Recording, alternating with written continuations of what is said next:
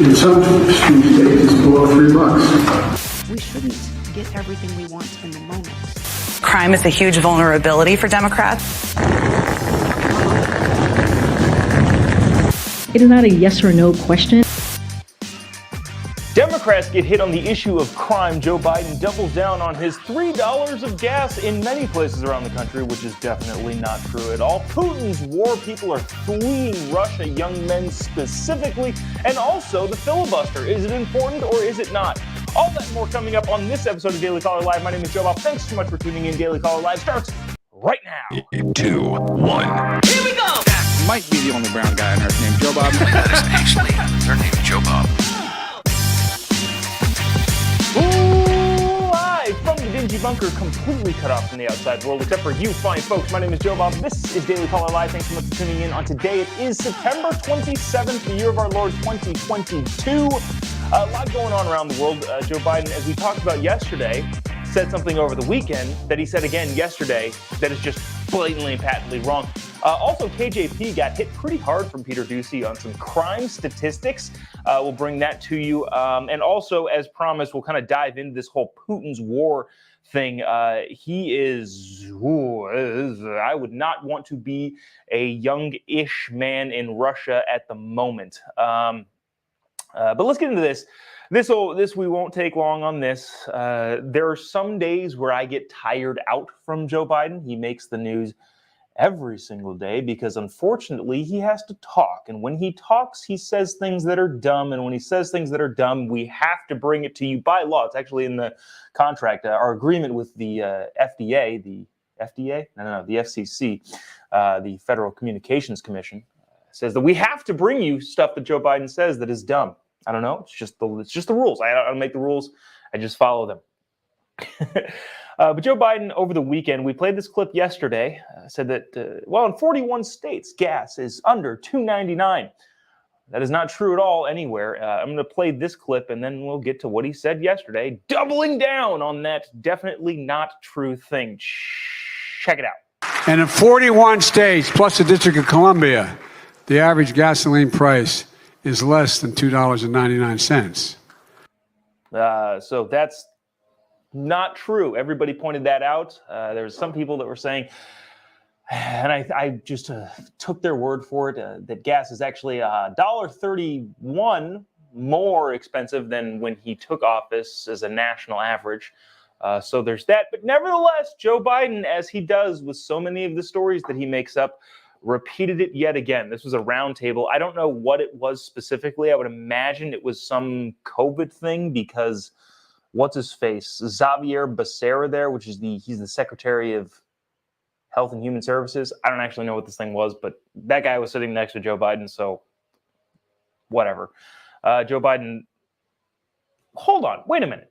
If it was some sort of Health and Human Services thing, because again, right next to Joe Biden was the Health and Human Services Director, Secretary. Why was he talking about gas? I don't know. Remember what's the Amtrak story that he always tells? Angelo Negri, the Amtrak conductor that I see every single day. And while I was vice president, commuting from Delaware, even though Angelo Negri, if you don't know this story, Joe Biden keeps telling this story about him taking Amtrak from Delaware to Washington, D.C. when he was a senator and also as the vice president. And he said, Angelo Negri, how's your mother doing? And while I was vice president, he asked how my mother was doing, except for the guy retired 10 years before Joe Biden was the vice president. Yet he keeps telling that story for some reason, even though everybody and their mother has debunked it thoroughly. But same thing's going on with this gas thing. Watch this from yesterday. Also, if you haven't already, would appreciate if you click the little like button, the little share button. There's a couple thousand of you watching across all of the platforms right now. I see you. I appreciate you being here. I wouldn't mind just clicking the little like button right down here. I believe it's down here. Maybe it's over in this corner. No, I think the share button's in this corner. Anyways, go ahead and do that. It really, really does help us out. Appreciate you doing so. Check out Joe Biden yesterday. This is kind of muffled, difficult to hear, but, is what it is. With the price of gas down $1.30 since the beginning of the summer, in some states it's below $3. So the average of any state is not $3. Arthur says In Buffalo, New York, it is 3:45, which is that's not bad. That's not terrible. Kansas 4:30, says JC. Sheila says she found it for $2.89. I would love to see where that is. I would love to get gas there. That is not where. Yeah, JC also asked where is it $2.89? I don't know. Maybe in Alaska, right next to the oil refinery. Who knows? Anyways, so that's that. Joe Biden saying dumb things as is per usual. But I wanted to get to this, and then we'll dive deep into the Vladimir Putin's insanity going on in Russia and all of that sort of stuff. But I thought this was fascinating. Peter Doocy, arch nemesis of the White House, works for Fox News, asks all of the poignant questions to the White House, and they're not necessarily able to answer them.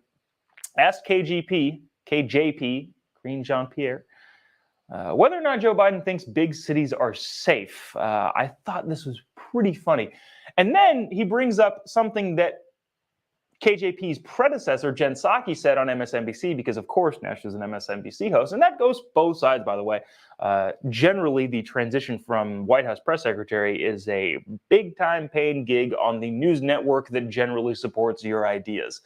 Who are the people that it doesn't matter. Sean Spicer works at Newsmax now. Kayleigh McEnany, I don't think she's taken a job, but I think she's at Fox a lot. I don't actually know if she works there full time, but generally the progression is White House press secretary to make a bajillions of dollars in New York City on one of those news channels. Anyways, KJP is talking about safe cities. Our city's safe. Check this out. Just the original question: does President Biden think America's big cities are safe? It is not a yes or no question. It is very much a question of what has he done? That's how we see the question, is what has he done? So asking the question, hey, does the president think that cities are safe? And she says, well, it's not the question. It's not a yes or no question.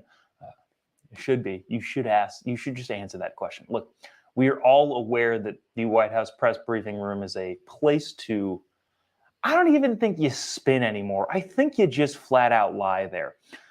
Given that that's what that podium seems to be for, I don't like that it is, but that's just what happens to be the case. Just say yes. I absolutely think it's safe to walk around the city. I don't know if that gets any more media play. Actually, I don't think it does. I think if I were there, I would say yes. He absolutely thinks it's safe. Especially because he has the Secret Service walking around with him. But she says, it's not a yes or no question. The question is, what has he done? I'm like, okay, well, we can give you a lot of examples. Soft on crime policies pretty much everywhere and supporting deep blue cities and their city councils and mayors that are just letting people out of jail willy-nilly. John Fetterman, the guy who's running for the Senate in Pennsylvania, said, yeah, we could release about a third of the prisoners in our jails and not really even have a problem. Okay, that guy's endorsed by Joe Biden. So on the account of what has he done, kind of interesting. Anyways, Jen Psaki, now that she's out of the White House press briefing room, is able to say true things now. She wasn't able to say things that are true necessarily while being in that role. But now that she's out, she's allowed to say whatever she wants. And she said something that's accurate. I don't agree with Jen Psaki on policy stuff, but I do believe that she's going to be a more honest broker about how things look, especially from a political angle. And this seems to be an example of that in this MSNBC clip that Peter Doocy asked Karine Jean-Pierre about. Watch this kind of interesting exchange, and then the Jen Psaki clip is after that. Check it out. Jen Psaki says that crime is a huge vulnerability for Democrats. Why would she say that? So, again, I can't do electoral politics from here, as you know, but I don't agree with your characterization of what she actually said. They also know that crime is a huge vulnerability for Democrats. I would say one of the biggest vulnerabilities.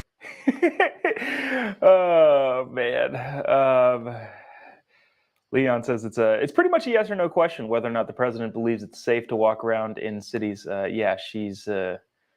should have answered it yes or no. It is the yes or no question. But I thought that was hilarious. Well, I don't agree with your categorization of how Jen Psaki said what she said or what she said. She pretty blatantly right there at the end just said, yeah, I think the biggest vulnerability is crime for Democrats. And the reason she said that is because it is. It's one of the biggest vulnerabilities. You want to talk about the southern border, everybody's all upset about the southern border, and that's true. But in a lot of the country, especially the further north you go and away from the border cities and the border towns, yeah, that's going to be a huge issue in Texas, Nevada, Arizona, New Mexico. Did I say Nevada? Nevada is not a border state, but they probably get enough people going up there. But those states, that's going to be a huge issue. But for the rest of the states, I think crime is going to be a big time issue. And the way that elections work out, and not to get on this whole diatribe about elections, but the way that elections work is pretty much everybody votes based on the city that they live in.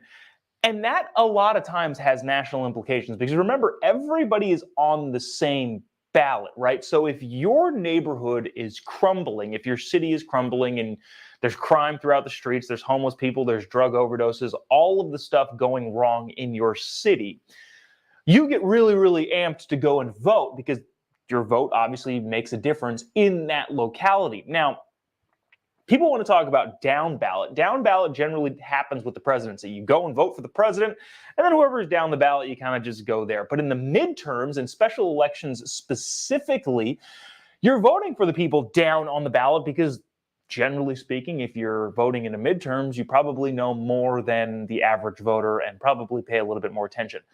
Then that trickles up. The people that wouldn't have shown up otherwise, except for their city is falling apart, now showed up to the polls, vote for their local municipality, and making sure that their streets are cleaned up and the homeless people are off and the crime is taken care of. And then that goes up, and maybe those people end up switching their vote as they go up the ballot, but I don't generally think so. What I'm trying to say here is that bad big blue city policies in a local election could affect and probably will affect your federal seats, your Congress, your senators, and any of the big state elected seats too. So, wow, didn't expect to go down that rabbit hole all that early this morning. So I want to get to this, and I want to spend a little bit of time on it. I think there's a funny comment that I can't bring on because, you know, if you guys would replace some of the F-bombs and all of the other naughty words that you choose, even though they make the comments very, very funny, the only person that gets to enjoy them is me. If maybe you censored a little bit, self-censored, and I'm not censoring you, I'm just saying, you know, this is a family show. We want high schoolers to be able to watch this if they so choose. But I can't bring on some of the more hilarious comments because some of you use some colorful language. So I don't know if you would like to tone it back a little bit. That would be great. Anyways, I want to get into this Putin's war. We talked a little bit about this last week and also yesterday. So Putin, was it Tuesday, gave this big address talking about how he's not backing out of Ukraine at all. He's doubling down. This was following several really, really, in my opinion, cool images of Zelensky walking into territory and claiming them back for Ukraine. There's a lot of stuff going on here. So Zelensky and the Ukrainian military forces have recaptured a bunch. If you're not paying attention to this all, I know it's kind of like flittered out of the news a little bit, but if you're not paying attention at all, Ukraine has not only defended a lot of the areas, obviously they've lost a couple and it's kind of a hodgepodge of what's going on, but they've retaken some of the areas and some of the geographical locations that the Russian army had taken previously. That didn't make Putin all that excited. He then gave a speech on Tuesday outlining a couple different tactics or plans. First of which, he said that there are going to be elections held in the heavily populated Russian areas of Ukraine. What he's looking to do there is, if those people were to vote to join Russia, He thinks that any attack to retake those areas by Ukraine would be seen as attacking the Russian homeland. Here's the problem. Nobody's buying that those quote-unquote elections are going to be fair. The way they're doing it is they're having a Russian soldier with a gun go to people's doors, knock on them, and say, would you like to vote to join Russia? And I would imagine the overwhelming majority of people are going to say, yeah, I would, regardless of whether or not they think. Nobody in the international community thinks that this is a fair way of doing this. Everybody sees the curveball that Putin is trying to throw, but nevertheless, he's doing it anyway. I think there's three major regions along the Ukrainian and Russian border that are Ukrainian-held territories, or were Ukrainian-held territories, that Putin is trying to say are going to try and make the claim that, well, they want to be a part of Russia. And therefore, any attempts for Ukraine to reclaim that land, he thinks he will be able to use to justify, well, they're attacking the homeland and therefore escalate, in his words, using tactical nuclear weapons. So that's wild. That's not going to work on the international community. It remains to be seen how we're going to handle that. There are a lot of people that have been calling this whole situation, Putin's threat to use nuclear weapons, Joe Biden's Cuban Missile Crisis. That's what people are calling it. It seems to be somewhat of a decent comparison. I'm not super thrilled that Joe Biden is in this position. It would be great if somebody else was in this position, not the current president of the United States. But anyways, that's what's going on from that front. But also, I'm breaking my own rules here. I almost said President Putin. Dictator Vladimir Putin, the leader of Russia, also said that Russia was going to be calling up 300,000 conscripts from the Russian reserves and just random Russian young men to go fight in Ukraine. I would imagine that those people are not going to be very thrilled and not going to fight all that hard against Ukrainians who are going to fight way beyond their capacity because they're defending their homeland. Anyways, that was the thing that I wanted to point out. The 300,000 people that are being called up into the Russian military is a fascinating thing to watch. It's been about a week since he's made that statement.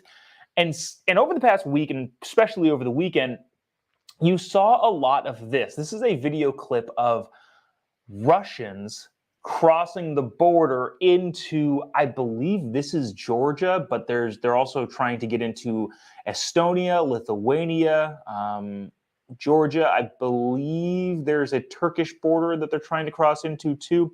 We talked about it briefly yesterday, but Estonia and Lithuania are saying, hey, no crossing into our border. You're not going to do that here. Maybe we should take notes as the United States. Maybe we should take notes from Lithuania and Estonia and say, hey, we're going to go ahead and shore up our border here. That's not cool. But anyways, check this clip out from a bunch of Russians trying to get out of the country to avoid Putin's call up into the military. This is fascinating. Watch this. Hundreds, if not thousands, literally walking across the border. Suitcases and luggage in tow to again avoid being thrown into battle into Ukraine. Which is a war they're not entirely even sure why they're fighting, by the way. That's, I think, one of the biggest things, too, is there's a lot of these people that are going to get called into the military that are Russians, I don't think understand what they're doing there. Like, why are we here? Somebody pointed out, and I should have brought their name up on here because I thought it was an interesting statement. This would probably be the first time and maybe the only time that people are fleeing a country that isn't being invaded, but they're fleeing the country that is doing the invading. I don't know, weird. But I did find this clip, next clip, pretty dang fascinating. I'm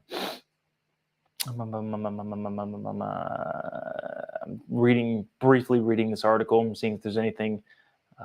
Okay, here's what I was talking about. Lithuanian and Estonian officials said this week they are seeking to avoid conscripts and would not be sufficient. That would not be, people seeking to avoid conscription would not be sufficient grounds to gain asylum in their countries. That was from The Guardian. Any other fun little tidbits I will try to peruse through and bring to you. But I wanted to play this video. Now, this is a video from a guy named Anton Gerashenko. I believe I'm pronouncing that right. Just so you know, he's not making any sort of objective claims. He, in his Twitter profile, says he's a Ukrainian patriot, advisor to the Minister of Internal Affairs of Ukraine, official enemy of Russian propaganda. So just so you know, this is not a guy who's trying to be objective, but he put out a video that I thought was fascinating. People speaking in it are speaking in Russian, so maybe I'll read some subtitles while we're going here, especially for those of you who are just listening. But watch, there's people being thrown onto buses, men being thrown onto buses into the military, and then what he's saying, and I don't know this to be entirely true, but it wouldn't be super shocking if it was, he's saying that those buses are driving straight to Ukraine. There's no training, there's no equipment pickup, there's no nothing. You're just going into Ukraine and becoming the cannon fodder that we all unfortunately know that those 300,000 people are going to be. This is not entirely uncommon with Russian strategy. If you remember at all the Syrian debacle, I guess, I don't know really a better term for that, but Russia, unfortunately, for people who live in Russia and are forced in the military, is known for just throwing as many bodies as needed into a conflict until they win. So that's what seems to be happening here. I wanted to play this video because I think some of the imagery is pretty dang interesting, especially given how many people are leaving the country that is doing the invading as opposed to the country that is being invaded. So watch this. Also, if you haven't already, would really appreciate it. There's a couple thousand of you still watching this thing. Click the little like button. Would really, really appreciate it. Or the angry button or the sad button. I don't know. I feel bad for a lot of these 300,000 Russian conscripts that are getting called up because this is one dude's thing. So anyways, whatever makes you feel, maybe give us a comment what you think is going on, what the right thing for those people to do. Maybe let us know in the comment section. Just engaging with the post in any way, shape, or form really, really does help us out. So I'd appreciate you doing that right down there, clicking the little like, share button. Also, we're streaming on Getter for the starting our second week on Getter. So hello, people watching on Getter. Appreciate you tuning in. Without further ado, watch this. Короче, вот все, смотрите, менты, сопровождение, Anyways, look, the police, the convoy, the buses are coming, the police are менты вон leaving. уезжают. Все, пацаны, вон That они. is, the boys are off to war. 4 автобуса. 4. 4 buses. This is a city, I'm not going to try and pronounce that, but a lot of crying, a lot of hugging going on. Looks pretty, dang, yeah, that's pretty sad, man. Что значит всех guy лиц, got pulled over on the которые street. находятся в запасе, People who are in насколько я reserve, as знаю. far as I know, those are the guys вы не в being called запасе? up. А кто вам The сказал, guy что я says, в and you're not in запасе? the reserve? А у вас военного билета Who told you I'm not in И the что? reserve? Что у меня есть? You don't have a military Я в ID, so what if I have one? Then you're in the reserve. A guy got stopped in his car and was told he needed to go fight in Ukraine. Yeah, this is wild.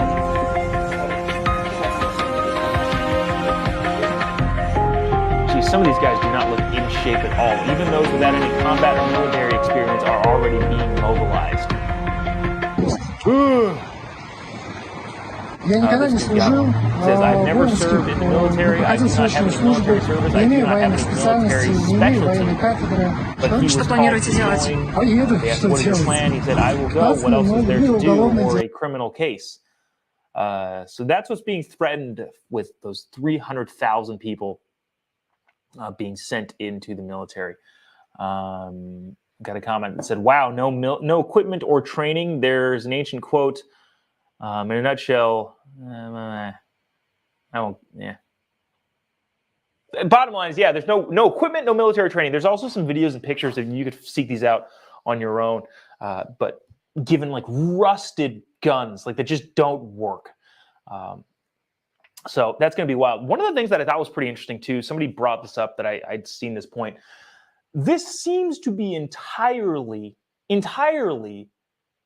the doing of one guy. Vladimir Putin decided that he wanted to go into Ukraine And it's going to be interesting, the butterfly effect of that decision. One dude made a decision that ended up going terribly, by the way. Who is it? Was it David Petraeus? One of our big-time military generals was on TV last week saying the outcome of this war is decided. It's just how long it's going to take for Ukraine to win, especially given the fact that they're continuing to get help from us and freaking not anybody else in Europe. So, what was I saying? Oh, the butterfly effect that's going to be seen throughout history because of Vladimir Putin's decision to decide. And what I mean by that is China is looking at this, trying to size up Taiwan. Now, a naval water invasion is among the most difficult types of invasions. Everybody knows that. Everybody militarily knows that that's going to be the most difficult thing to do if your plan is to take over Taiwan. They're looking at how poorly this is going in Ukraine and possibly reconsidering how they're going to, in their opinion, inevitably take Taiwan. It'll be interesting to see if China just doesn't end up going into Taiwan. And part of that, we find out decades later, was because of how poorly Putin's war in Ukraine went. That'll be really, really interesting. The decision of one dude and how it might affect the rest of the world. Because if China goes into Taiwan, that's going to be chaos. That's going to be chaos. So hopefully they don't. But it would be interesting to see if they're changing their minds based on how bad this went for Vladimir Putin. Anyways, I want to get to this. This is, I thought, something that should be played. I think a lot of you comment things like Democrats and libtards constantly on this show, but I wanted to bring you a clip from what seems to be a sensible Democrat, a mostly, at least I think, red state, even though they have two Democrat senators, which I think is the same for like Georgia. Georgia is a red state that for some reason has two Democrat senators. Arizona is also one of those places. Generally speaking, they've got a Republican governor. I think the Republican governor is probably going to, the Republicans are probably going to win the governor's race and maybe pick up that Senate seat there in Arizona. But in a lot of ways, Arizona is a conservative state, happens to have two Democrat senators, which means that those two Democrat senators need to be pretty conservative Democrats in order to win votes in what I believe is more conservative state. So I wanted to bring this clip. This is Kirsten Sinema? We need to decide on one way to say this name. Kirsten. Just figure out one. Just pick one. Just all of the, it doesn't matter how you spell it, with an I before the R, the Y before the R, or after the R. Just say it one way. Senator Sinema from Arizona made a pretty dang reasonable case for not getting rid of the filibuster. Now, I don't believe that she's running right now, so this is not like well, I'm trying to swing back to the middle for election purposes, so I don't think she's running at all, but she was at a Mitch McConnell Institute, I think, the McConnell Center for Leadership, Scholarship, and Service, or something like that, and was talking about the filibuster and made some pretty reasonable claims, which goes against what the president is saying, what standard Democrats are saying right now. So I know a lot of you people don't like Democrats at all, which, you know, that's fine. That's your prerogative. You're allowed to think that. But I just want to throw out there are some sensible ones. I'm going to play this clip. It's rather long-ish, but I thought it was important, and I thought she did a great job at explaining why the filibuster is so important, especially regarding the Senate, which is said to be the greatest deliberative body in the world. Anyway, check this out. Watch this. The danger of eliminating the 60-vote threshold is that the Senate becomes the House. And I remind everyone, I left the House and ran for the Senate for a reason. I remember my early years, I served for 6 years in the House of Representatives. I remember being so frustrated during those 6 years because it felt like every time there was a big bipartisan solution that needed to happen, the Senate just kind of came up with a solution and then gave it to the House and we just ate it. And that's why I ran for the Senate. Yeah.